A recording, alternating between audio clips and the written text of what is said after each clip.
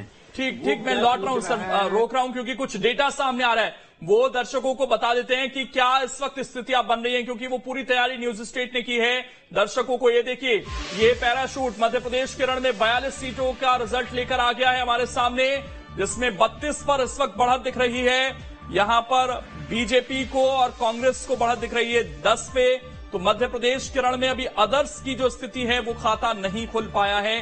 कहीं से कोई ऐसी खबर सामने नहीं आई है कि अदर्स का खाता खुला हो। तो ये पैराशूट जब लैंड हुआ तो 42 सीटों का रिजल्ट, ये जो रुझान है वो आपके सामने है। 32 सीटों पर बीजेपी इस वक्त लीड करती हुई नजर आ रही है। धीरे धीरे धीरे धीरे जो गैप है अभी काफी बढ़ गया है ये बीजेपी और कांग्रेस के बीच में। आगे क्या स्थिति बनती है ये देखने वाली बात होगी, क्योंकि अभी जो रुझान है ये केवल और धीरे धीरे स्थिति और स्पष्ट होगी।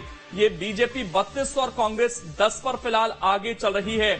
मध्य प्रदेश का जो रुझान है वो आपके सामने है। इस वक्त 44 सीट पर 33 में बीजेपी, और ये देखिए 32 और 10 42 सीट का ये आंकड़ा इस वक्त आपके सामने है। जबकि आप टैली में देखेंगे तो वो आंकड़ा वहां 46 तक भी पहुंच गया है। 33 और 13 का वहां पर स्थिति पहुंच गई है। तो फिलहाल जो रिजल्ट है वो बहुत दिलचस्प यहां पर देखने को मिल रहे हैं। छत्तीसगढ़ की भी स्थिति जरा आप समझ लीजिए। 90 सीटों में से 12 के जो रिजल्ट हैं वो सामने आए हैं। 3 पर बीजेपी आगे चल रही है, कांग्रेस 9 पर आगे चल रही है। ये रुझान इस वक्त हम आपको बता रहे हैं जो ट्रेंड है शुरू का, और ये पोस्टल बैलेट का ट्रेंड है। यहां के रिजल्ट कितने तब्दील होते हैं आगे जाकर, क्योंकि अब धीरे धीरे ईवीएम की जो गिनती है वो शुरू हो जाएगी और वहां के रिजल्ट बड़े दिलचस्प रहेंगे।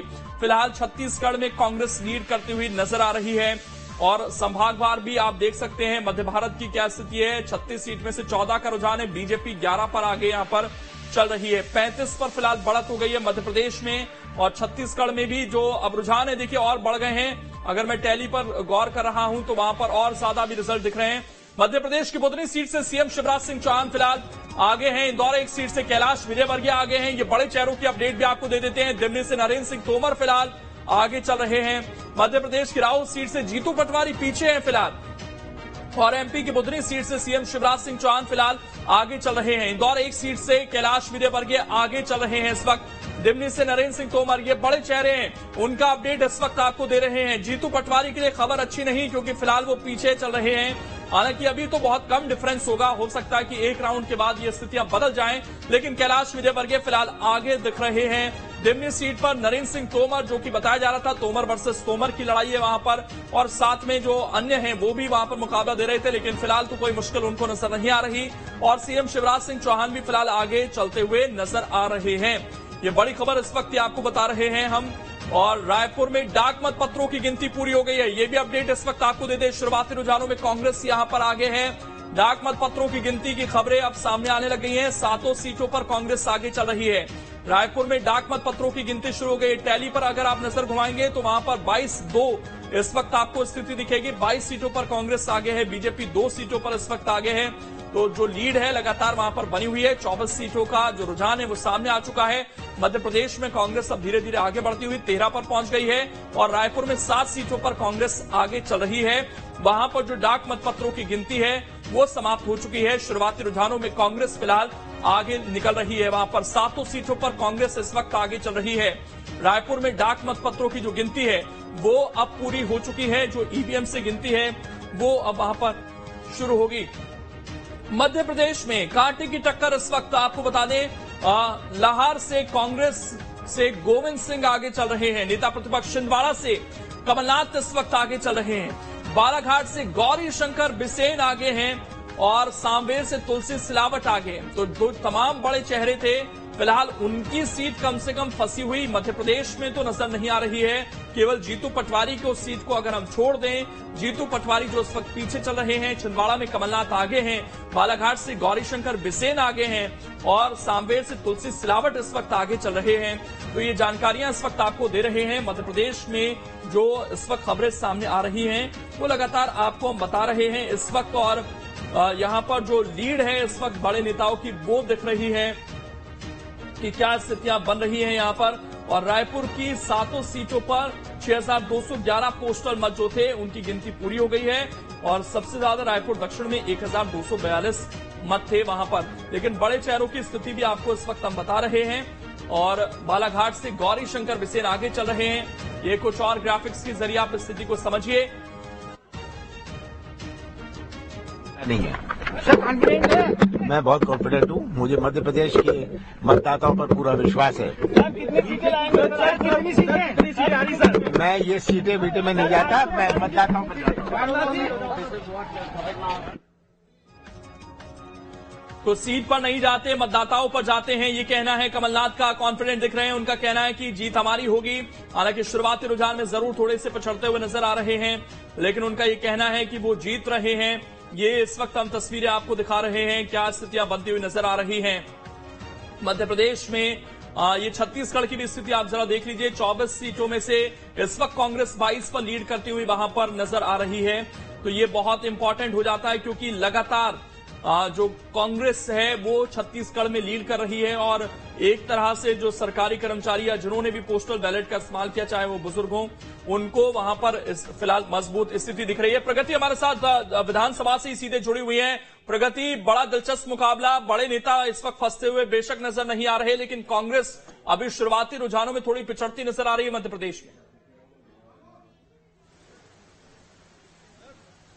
बिल्कुल, इस पर रिएक्शन भी ले लेते हैं। पॉलिटिकल गेस्ट हमारे साथ मौजूद ही हैं। शहरयार जी, अगर हम बात करते हैं शुरुआती रुझानों की, अभी हालांकि ईवीएम से काउंटिंग शुरू नहीं हुई है, लेकिन जो शुरुआती रुझान सामने आ रहे हैं उसमें कांग्रेस पिछड़ती हुई नजर आ रही है। हालांकि कल की बात करूं तो पोस्टर लगाए गए थे कि आ रहे हैं कमलनाथ। आप कॉन्फिडेंट नजर आ रहे हैं, लेकिन रुझान तो कुछ और कह रहे हैं। आ रहे हैं कमलनाथ, खुशहाली ला रहे हैं, ये नारा था हमारा और ये नारा है मध्य प्रदेश का। मध्य प्रदेश की जनता ने विकास के लिए वोट करा है।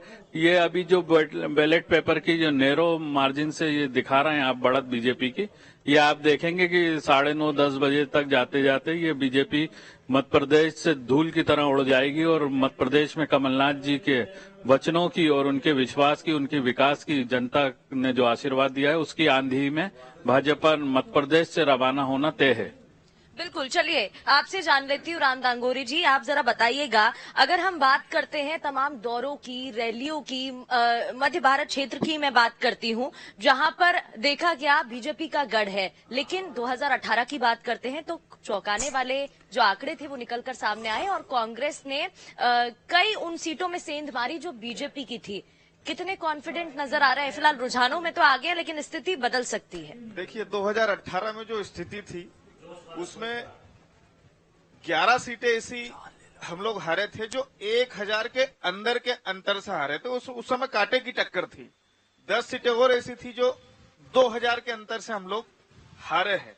तो कोई बहुत ज्यादा उसमें गड़बड़ जैसी स्थिति नहीं थी कि एकदम हमारे खिलाफ माहौल था, लेकिन बहुत कम वोटिंग से हार हुई थी। तो उसको हमने बहुत तेजी से कवर किया है और रुझानों में भी आप देख रहे हैं और जनता से भी आपने फीडबैक लिया होगा। बिल्कुल, शुरुआती रुझान में आप आगे चल रहे हैं। महाकौशल की बात कर लेती हूँ। आप देखिए, इस टीवी स्क्रीन पर दर्शकों को भी हम दिखा रहे हैं, छिंदवाड़ा से कमलनाथ आगे चल रहे हैं। हालांकि केंद्रीय नेतृत्व आपने इस बार मैदान में उतारा है। 3 में से 2 केंद्रीय मंत्री महाकौशल से हैं। 7 सांसदों में से 4 सांसद हैं। क्या लग रहा है, फायदा होगा, असर होगा? ये सवाल आपसे भी मैं पूछूंगी।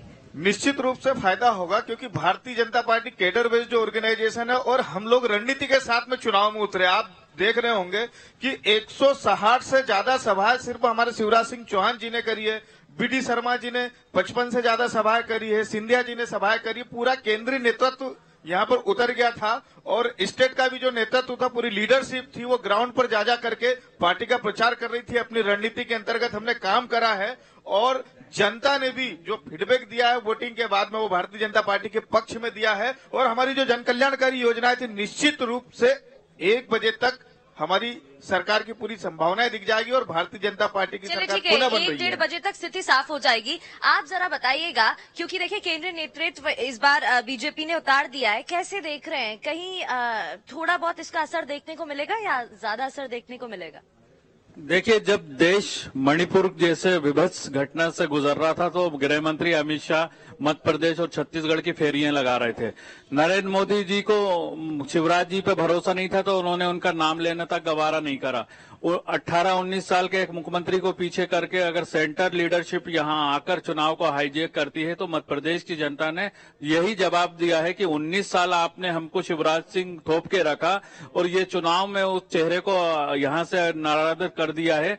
आप ओबीसी की बात करते हैं, ओबीसी का वो अपने को शिवराज जी बताते हैं और ओबीसी के साथ ऐसा खिलवाड़ करा है तो ये मध्य प्रदेश की जनता ने इसका भी जवाब दिया है। ये चुनाव कमलनाथ वर्सेस नरेंद्र मोदी हो गया था तो ये देश और प्रदेश की जनता देखेगी कि ये हार नरेंद्र मोदी की हार है। आगे दिखती नजर आ रही है, एज लेती दिखाई दे रही है, लेकिन अभी स्थिति साफ नहीं है। लोकेंद्र, अभी धीरे धीरे स्थिति साफ होगी और हम रुझान के अपडेट जो है न्यूज स्टेट पर पल पल के अपडेट पहुंचा भी रहे हैं। बिल्कुल वो टैली लगातार हम दिखा रहे हैं और खास मेहमान भी लगातार हमारे साथ जुड़े हुए हैं। एक बार मैं इस टैली पर नजर डाल लेता हूं कि क्या स्थिति है। 26 सीटों का रुझान